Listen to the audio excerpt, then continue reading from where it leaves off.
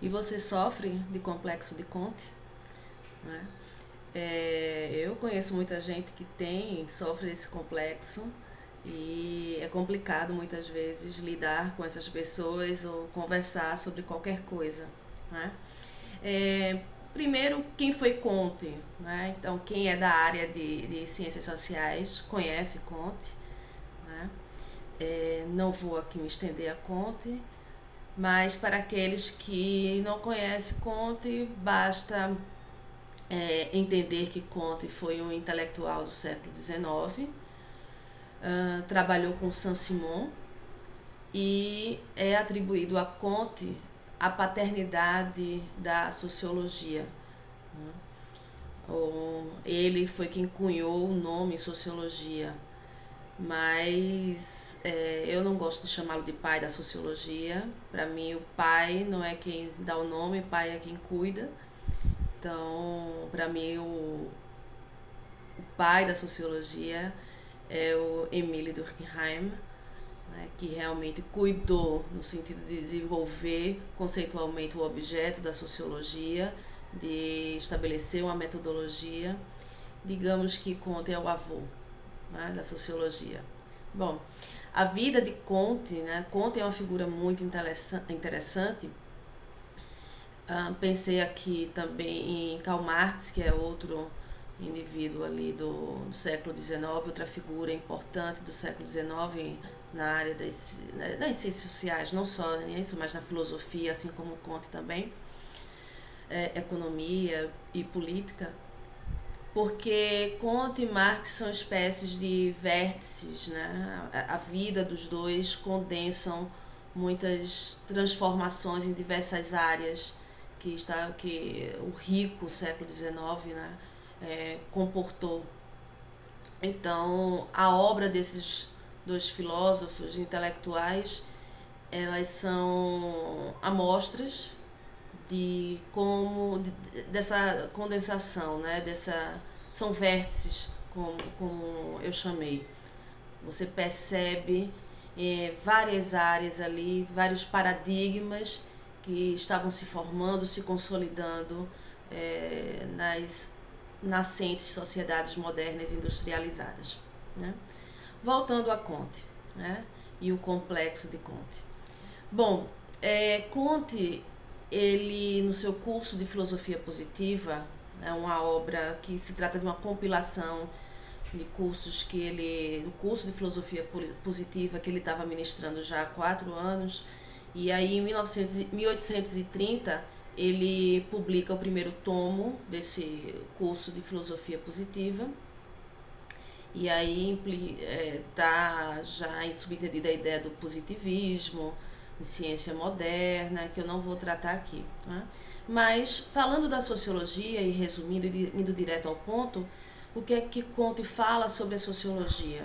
Né? Então, ele faz um desenvolvimento histórico das ciências modernas e, aliás, das ciências, mas também ali na própria modernidade, como é que elas apareciam, como elas se davam.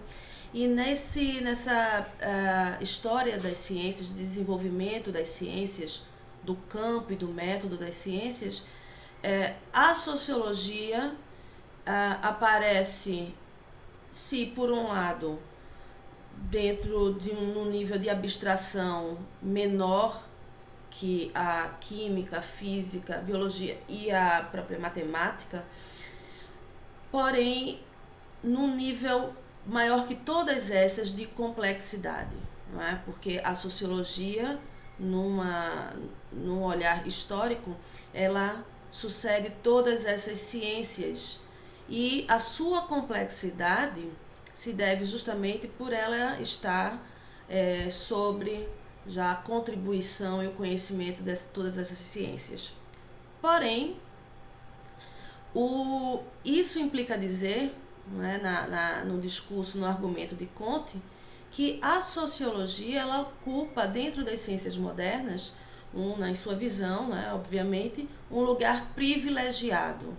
Né, ela estaria ali na cúpula, como Giddens falou, né, na cúpula das ciências, né, porque ela detém o conhecimento já acumulado de todas essas ciências que vão no nível de abstração do maior para o menor, e adquire, embora perca no nível de abstração, ganha de todas as outras no seu nível de complexidade.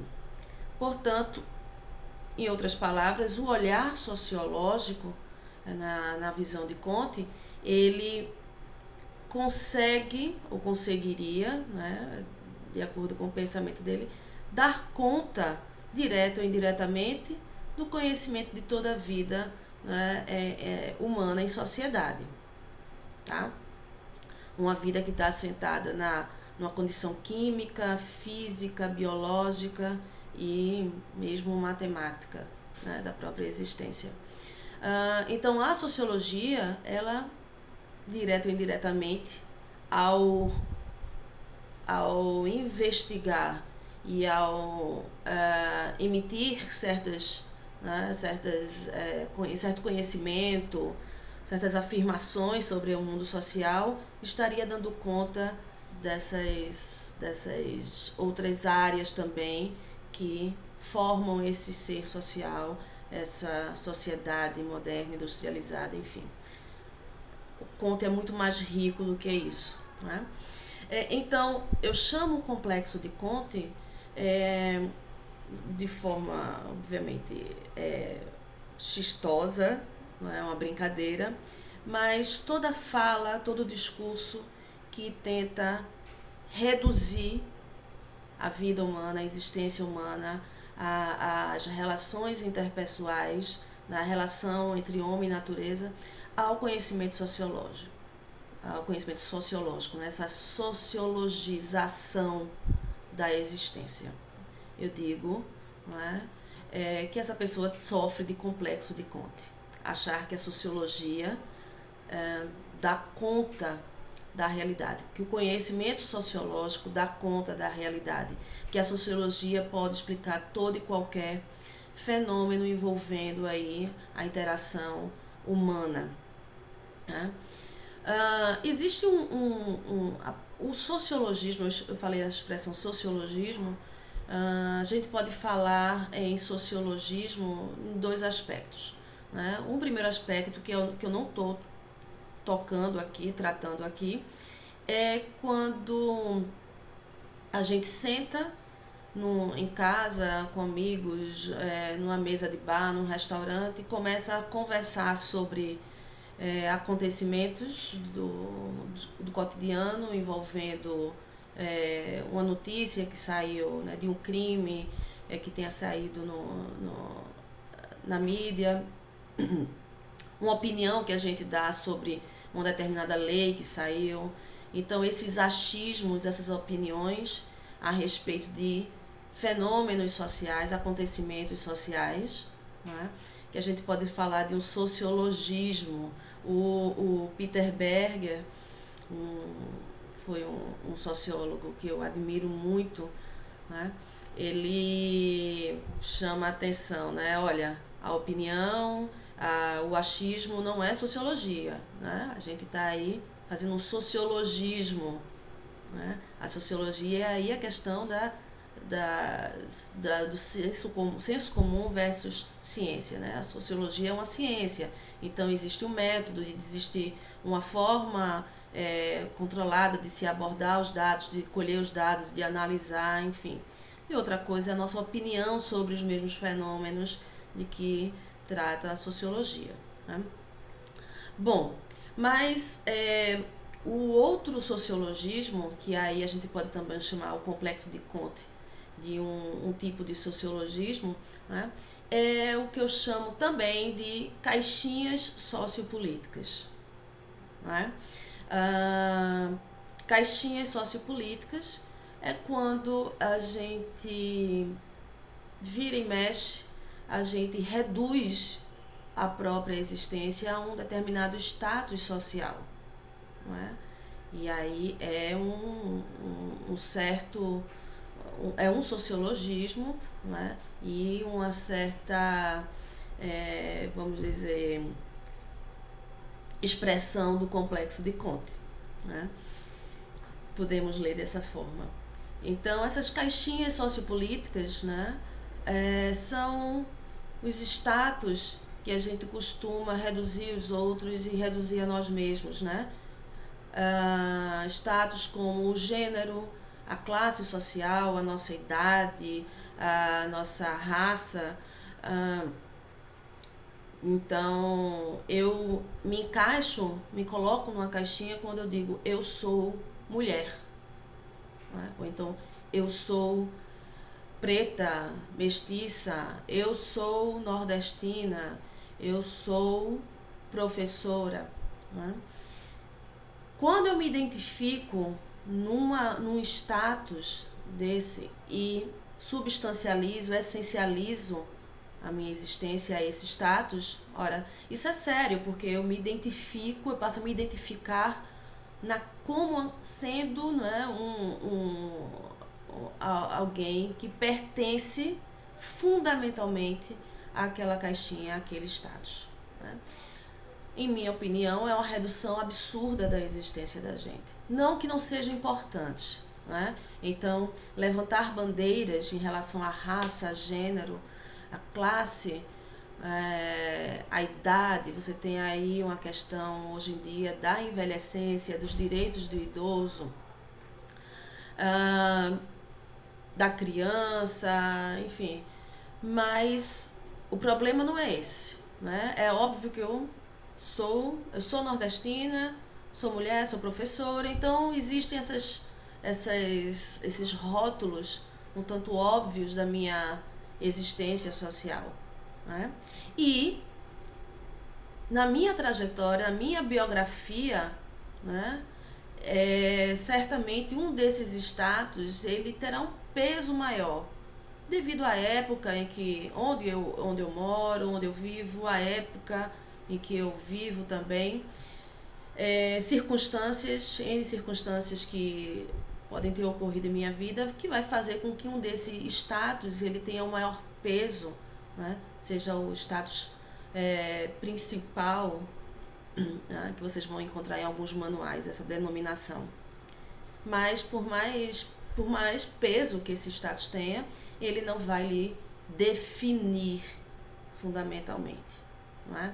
Então, o problema não é você identificar caixas, você identificar problemas sociais, né, que não são diferentes de problemas sociológicos, você identificar problemas sociais, você levantar bandeiras sociopolíticas, né, é normal, é legítimo, é válido, é importante. O problema aqui que eu trago é quando a gente se encaixota numa desses status, dessas designações sociopolíticas e passa a enxergar o mundo única e exclusivamente a partir, né, do buraquinho que a gente faz nessa caixa. Daí que a gente passa a sociologizar tudo a partir ou de gênero, de classe, de idade, né? Então, qualquer leitura que a gente faça de qualquer fenômeno, problema, a gente vai fazer a partir dessa caixinha, né? Então, eu vejo um filme, eu escuto uma música, eu leio, eu escuto no noticiário uma determinada informação sobre mudança de preços, sobre uma lei, sobre mudança de governo, sobre algo que aconteceu em qualquer área, e vejo aquilo como um problema que se resume, que se explica pelo gênero dos envolvidos, ou pela raça dos envolvidos, ou pela idade, que pode ser o fator mais importante naquele acontecimento. O problema é que quem se encaixota vai dar sempre o maior peso a uma desses rótulos da caixinha a qual pertence, né? Isso é empobrecer a realidade, é empobrecer a nossa existência, é você reduzir a nossa individualidade, a individualidade singular de cada um, infinitamente rica em todos os aspectos, né? E aí, voltando aí às áreas, né? Mas não me remetendo a Conte, quimicamente, biologicamente, espiritualmente, religiosamente, politicamente, artisticamente, o que for, né? Psicologicamente, a, né, a esse sociologismo, a essas categorias sociais, a esses status sociais, né? Eu vejo muito isso, interessante e é triste muitas vezes que eu lido com um público dentro e fora do meu trabalho, com um público, um jovem, adolescentes, jovens adultos, não é? Que sempre fazem questão e se veem confortáveis em caixas, né? E aí quando eu estou tratando de socialização, a relação entre indivíduo e sociedade em sala de aula, eu faço questão de bater nessa tecla, não é? De estar sempre